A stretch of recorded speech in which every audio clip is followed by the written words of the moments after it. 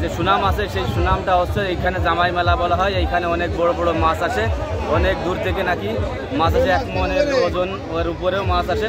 কার জামাই কত বড় মাছ কিনতে পারে এই প্রতিযোগিতা হয় এইখানে যার জন্য এই মেলার নাম হয় জামাই মেলা। এটা 13 কেজি ওজন আছে, বরুলিয়া আড়ঙের সব থেকে বড় মাছ। এটা 600 টাকা কেজি বিক্রি করতেছি। আচ্ছা, একটা মাছ 15 টাকা। এটা কোন জায়গাতে আসছে? আমার নাম মৌলি। আপনি কোন জায়গাতে? ইউনিয়ন বালিদিয়া মাছ।